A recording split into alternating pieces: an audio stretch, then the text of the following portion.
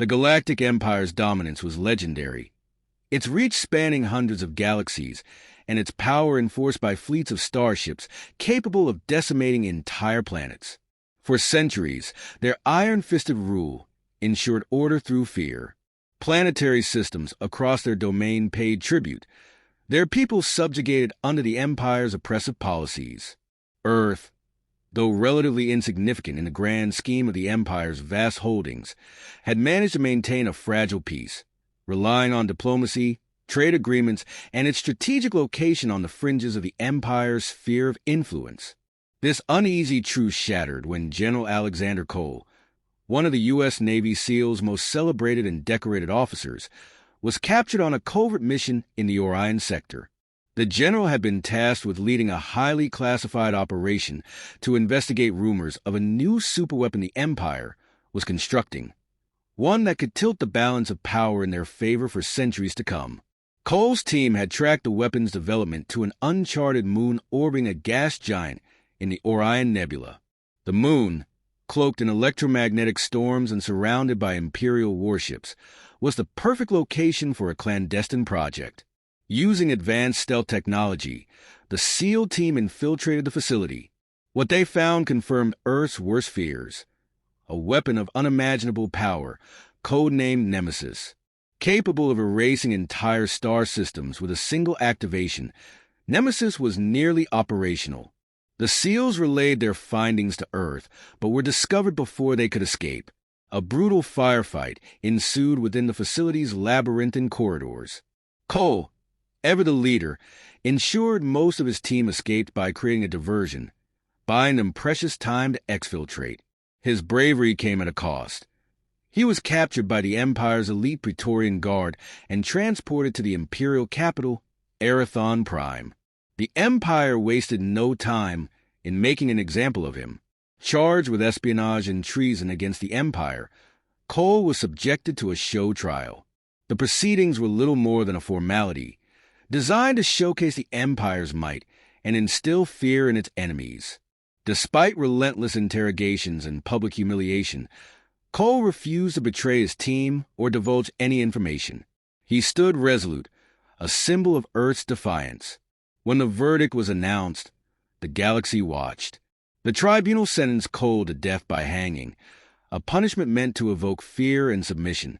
The execution was broadcast live across every major planetary system under the Empire's control. On Earth, millions watched in horror as the image of General Alexander Cole, a man revered as a hero, appeared on their screens. The camera zoomed in as he was led to the gallows in the heart of Erathon Prime's central square. As the noose tightened around his neck, Cole's final words echoed defiantly. "You can hang me, but you will never break Earth.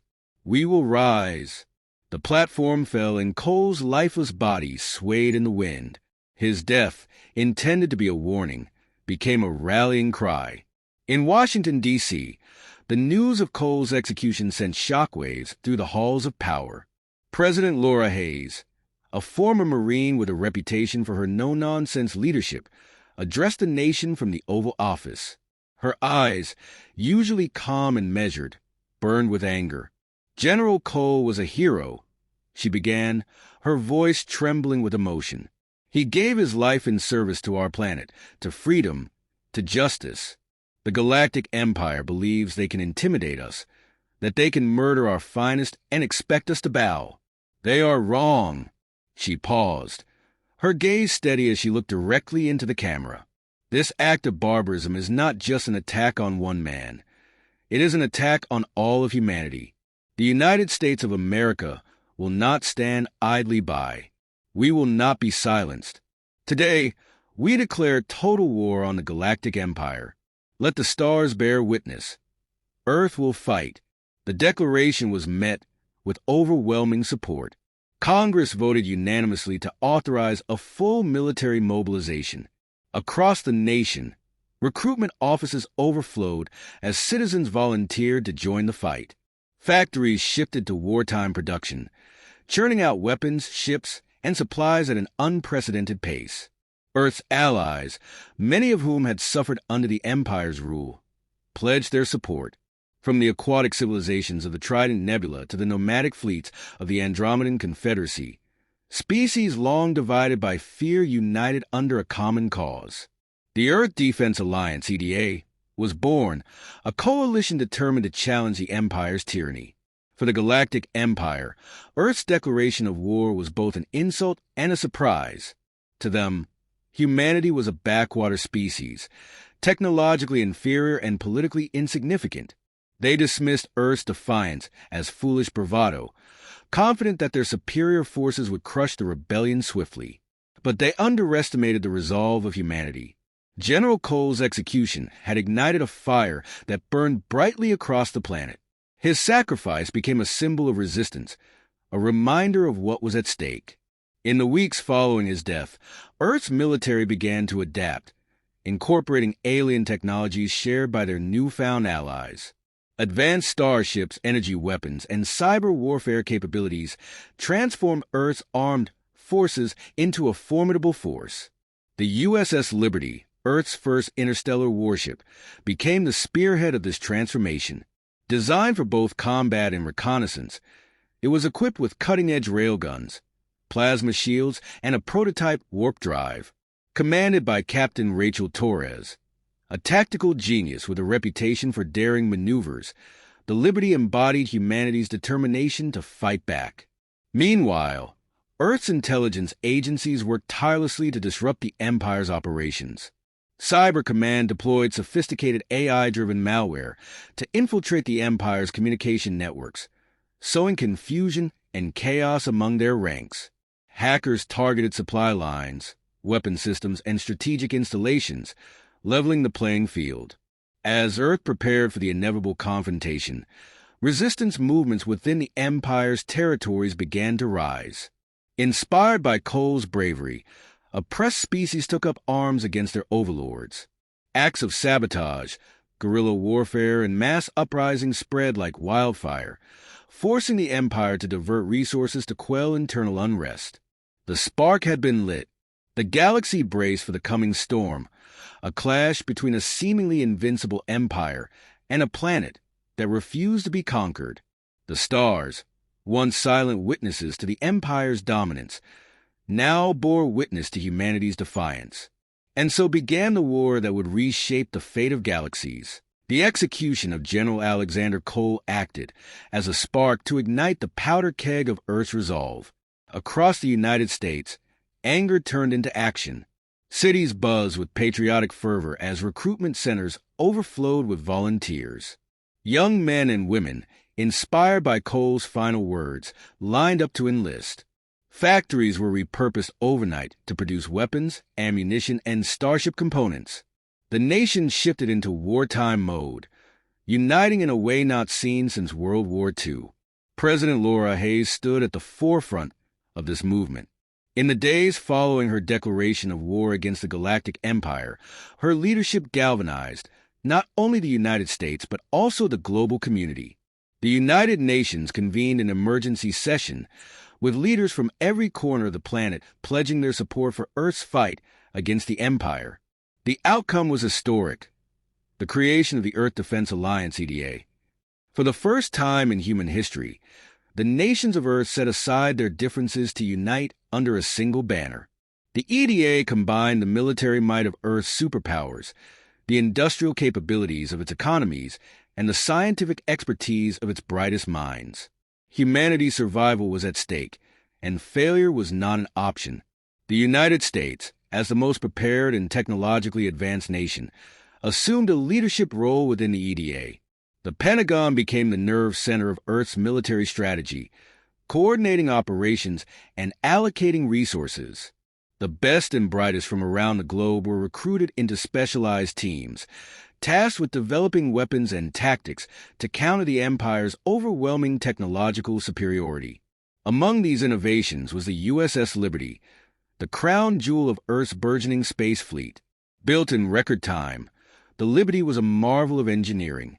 It was equipped with state-of-the-art railguns capable of piercing the hulls of Imperial warships, energy shields to deflect incoming fire, and a warp drive that allowed it to travel vast distances instantaneously.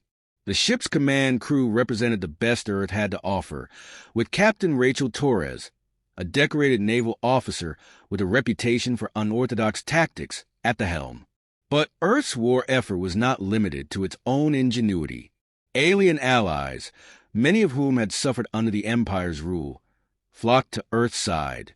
The Trident Nebula's aquatic civilizations offered advanced propulsion technology, while the Andromedan Confederacy shared their expertise in energy weapons.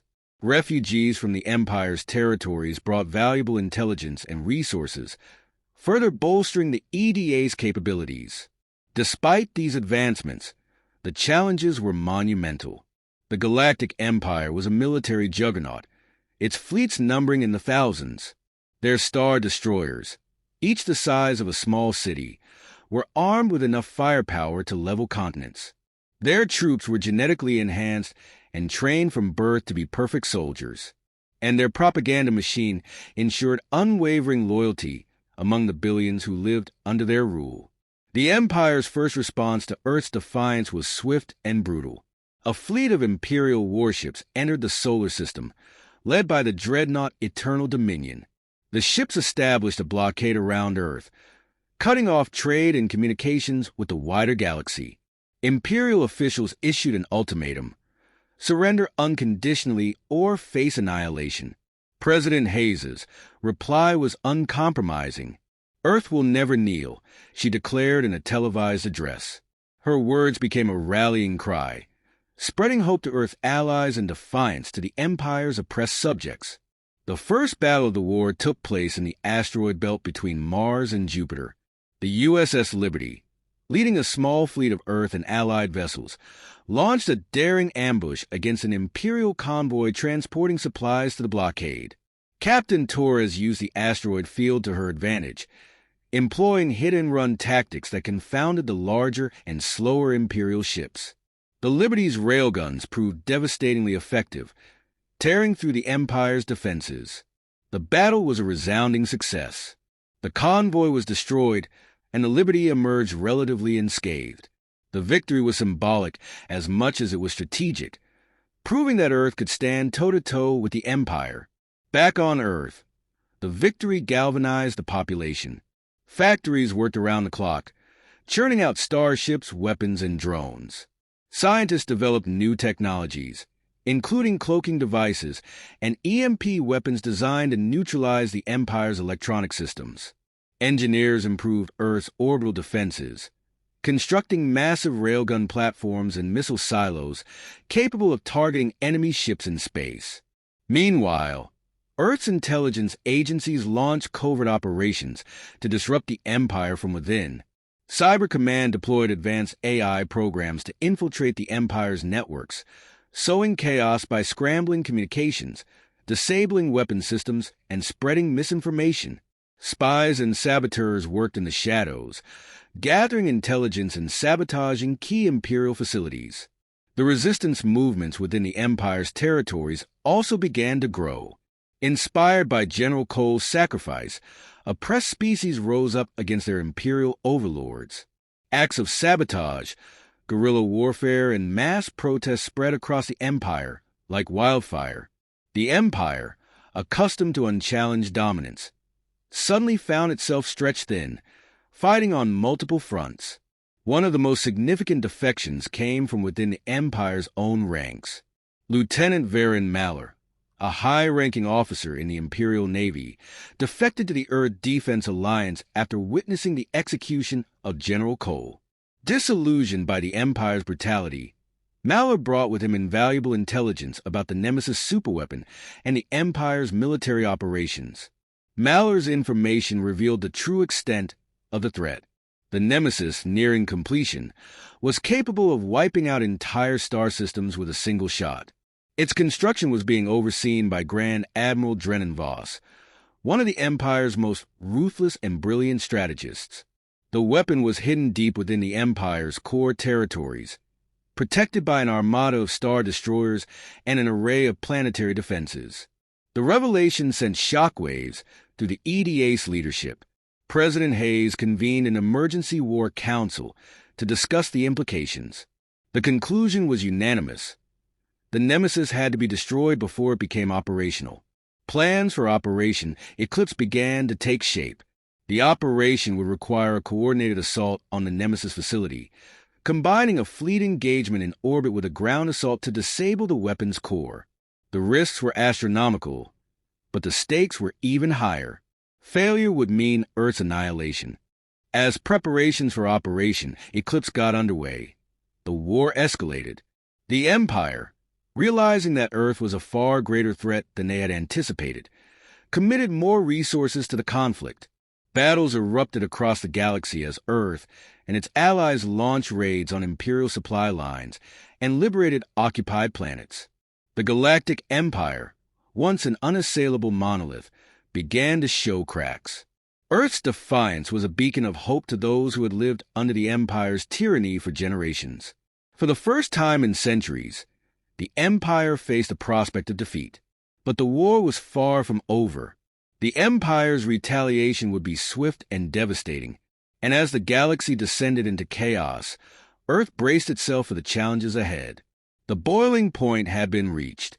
The war for humanity's survival and the future of the galaxy had truly begun. The Galactic Empire's arrogance was its greatest weakness. To them, Earth was an insignificant backwater, a planet that had risen beyond its station by declaring war. They dismissed humanity as primitive and technologically inferior, convinced that the sheer size and power of their fleets would crush any resistance in days. But they underestimated humanity's ingenuity, determination, and the unifying effect of shared defiance. The first major counterstrike by the Earth Defense Alliance came in the form of a targeted assault on the Empire's supply lines. Intelligence gathered by defectors like Lieutenant Varen Mallow revealed key choke points in the Empire's logistical network, where supplies for their expansive fleets were transported through hyperspace lanes. The operation, codenamed Star of the Beast, was spearheaded by the USS Liberty. Armed with its advanced railguns, plasma shields, and prototype warp drive, the Liberty was the most advanced ship humanity had ever built. It operated as both a symbol of Earth's resolve and a deadly weapon against the Empire. Captain Rachel Torres, a tactical genius who had earned her rank through a series of daring victories in Earth's conflicts, led the mission. Her orders were clear: disrupt the Empire's ability to resupply its fleets and buy time for Earth to build up its defenses. The Battle of Cygnus Rift. The first target was a heavily guarded Imperial convoy passing through the Cygnus Rift, a treacherous nebula filled with gravitational anomalies. The convoy consisted of 15 supply freighters escorted by 6 Imperial destroyers and the dreadnought Eclipse's Shadow, a ship infamous for annihilating entire resistance fleets. The Liberty and its accompanying strike group, a fleet of Earth-built frigates and alien-designed corvettes, entered the rift undetected, using advanced cloaking technology. Torres exploited the nebula's gravitational distortions, using them as natural cover to maneuver the fleet into position. The ambush was swift and devastating. The Liberty's railguns fired the opening salvo, puncturing the hull of the Eclipse's Shadow and disabling its primary weapon systems. Simultaneously, Earth's frigates launched swarms of drones equipped with EMP warheads, disabling the Imperial destroyer shields. The Imperial fleet, caught off guard, scrambled to retaliate. The Eclipse's Shadow attempted to reposition itself, but Torres anticipated the move. She ordered her pilots to target its engines, leaving the dreadnought adrift and vulnerable. The supply freighters, now defenseless, were destroyed one by one. Explosions lit up the rift, their light refracted by the nebula's gases, creating an eerie spectacle. By the end of the battle, the Imperial fleet was in ruins. The Liberty and its allies had secured a decisive victory, capturing vital resources and dealing a severe blow to the Empire's logistics. Earth's cyber offensive.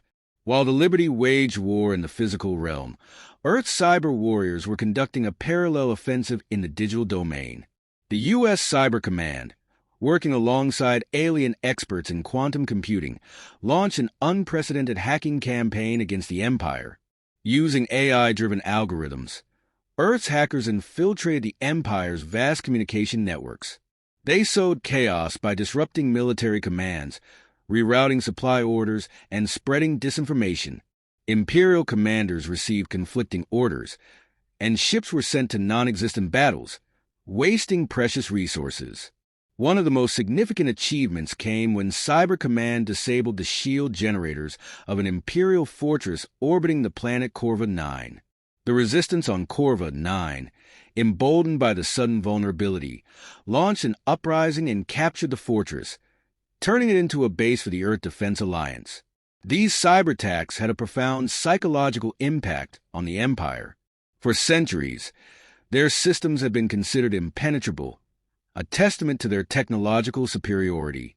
The realization that Earth could infiltrate and exploit their networks shook their confidence and emboldened resistance movements across the galaxy.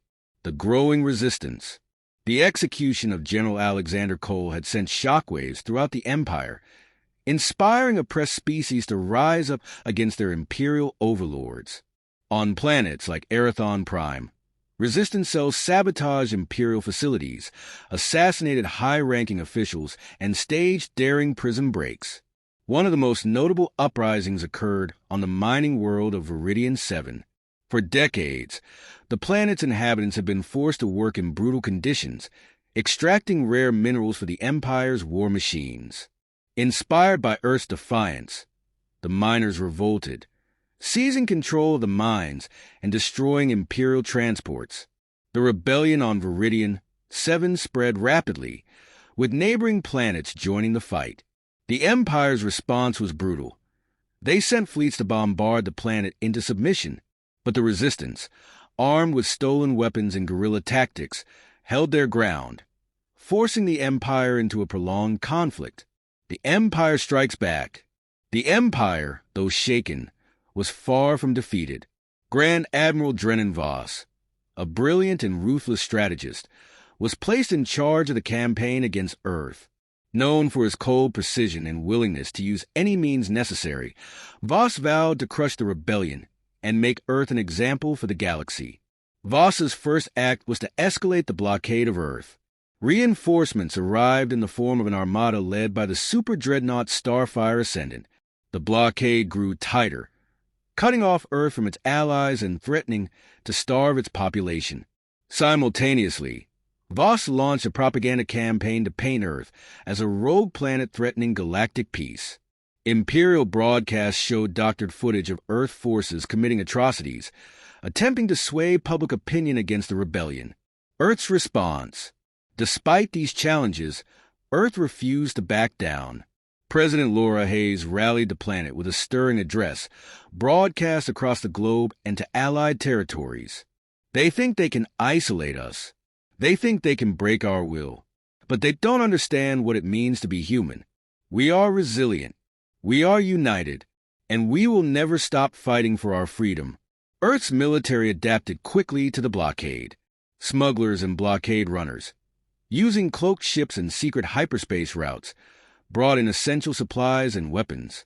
Scientists developed new technologies to counter the Empire's tactics, including stealth bombers capable of bypassing the blockade and striking deep into enemy territory.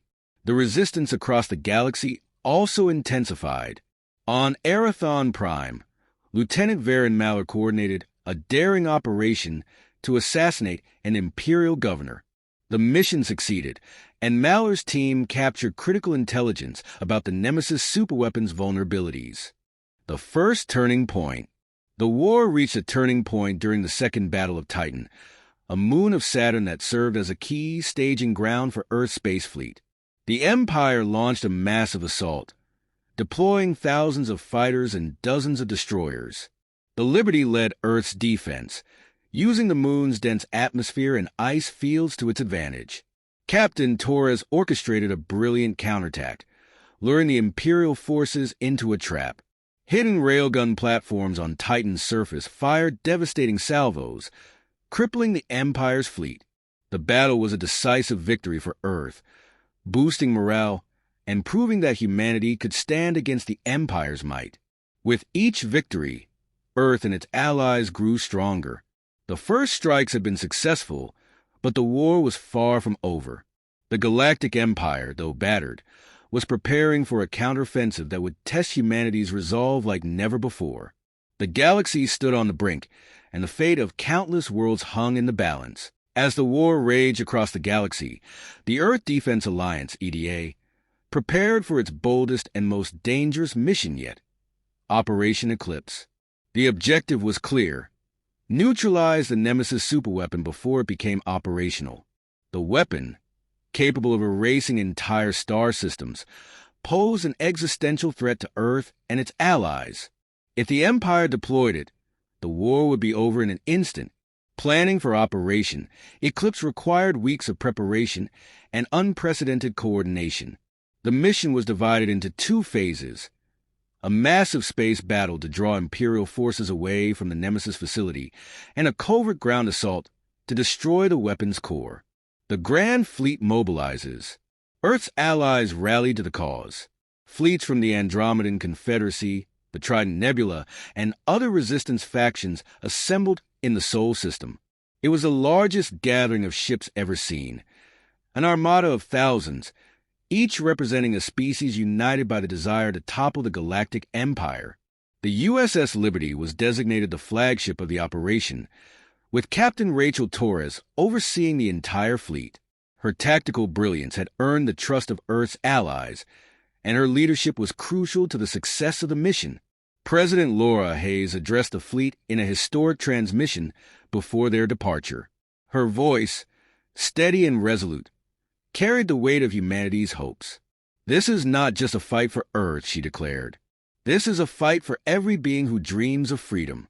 The Empire believes it can rule through fear, but we will show them the power of unity, courage, and defiance.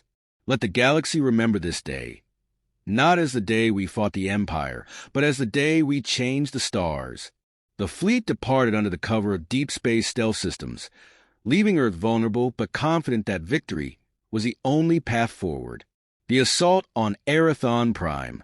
The Nemesis facility was located deep within Imperial territory on the heavily fortified planet of Erathon Prime, the heart of the Empire. The planet's defenses were formidable, including orbital weapon platforms, planetary shields, and a massive garrison of troops. Grand Admiral Drennan Voss himself oversaw the defenses, aware that Earth's growing audacity made an attack inevitable. The first phase of Operation Eclipse began with a feint. The EDA fleet launched a diversionary assault on an Imperial shipyard in the nearby Rigor system. The attack drew dozens of Imperial warships away from Erathon Prime, thinning the planet's defenses. As the Imperial fleet scrambled to respond, the main EDA force dropped out of hyperspace near Erathon Prime. The sight of the Armada, an unprecedented alliance of species long oppressed by the Empire, sent shockwaves through the galaxy. The battle in orbit was nothing short of apocalyptic. Star destroyers clashed with Earth-built battleships, their energy beams lighting up the void. Andromedan strike fighters weaved through the chaos, targeting Imperial bombers, while Trident Nebula frigates deployed cloaked mines that disrupted enemy formations. The Liberty led the charge, its railguns tearing through the hulls of Imperial dreadnoughts. Captain Torres coordinated the attack with surgical precision, exploiting weaknesses in the Empire's tactics and rallying the Allied forces whenever they faltered. Despite the EDA's determination, the Empire fought with brutal efficiency. The battle took a heavy toll on both sides, with ships reduced to debris fields drifting through space. But the diversion worked. The Nemesis facility was vulnerable, its defenses stretched to the breaking point. The ground assault. The second phase of the mission fell to an elite strike team tasked with infiltrating the Nemesis facility and destroying its core. The team consisted of Earth's finest special forces, including survivors of General Alexander Cole's original SEAL unit, as well as alien operatives with unique abilities. Lieutenant Varen Maller, the Imperial defector, acted as their guide, using his insider knowledge to navigate the labyrinthine facility. The team deployed in stealth shuttles, slipping past the remaining planetary defenses under the cover of the orbital battle. They landed in a desolate region of Erathon Prime, miles from the facility, and proceeded on foot to avoid detection. The approach was grueling, with the team traversing treacherous terrain while evading Imperial patrols. The planet's crimson skies and jagged mountains served as a grim reminder of the Empire's dominance. Once inside the facility, the team encountered fierce resistance. The corridors were patrolled by Praetorian guards, genetically enhanced soldiers trained to kill without hesitation. The strike team engaged in brutal close-quarters combat, relying on advanced weaponry and their training to overcome the guards. As they neared the core, the team discovered the true extent of the Nemesis project. The weapon was powered by a massive fusion reactor surrounded by intricate energy conduits. The reactor's output was enough to obliterate entire star systems, a chilling testament to the Empire's ambition. The team planted charges on the reactor, setting a countdown timer for detonation. But as they prepared to exfiltrate, an alarm sounded. The Empire had discovered their presence. The final stand. The strike team found themselves surrounded. Grand Admiral Voss, having anticipated the possibility of an infiltration, had dispatched reinforcements to the facility. Hundreds of Imperial soldiers closed in, their blaster fire echoing through the corridors. Outnumbered and outgunned, the team made their stand in the reactor chamber. They fought with everything they had, determined to complete the mission no matter the cost. One by one, they fell, their sacrifices buying precious seconds as the timer ticked down. Lieutenant Maller, gravely wounded, activated his personal communication device to send a final message to the fleet in orbit. The charges are set. Finish what we started. For freedom. As the timer reached 0, the charges detonated. The reactor went critical, unleashing a chain reaction that obliterated the facility in a blinding explosion.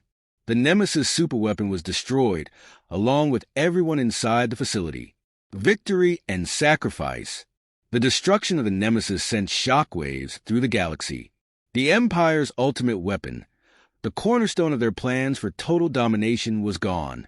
The morale of Imperial forces plummeted, while resistance movements across the galaxy celebrated the victory. In orbit, the EDA fleet, inspired by the ground team's sacrifice, launched a final assault on the remaining Imperial forces. The Liberty led the charge, targeting the flagship of the Imperial fleet.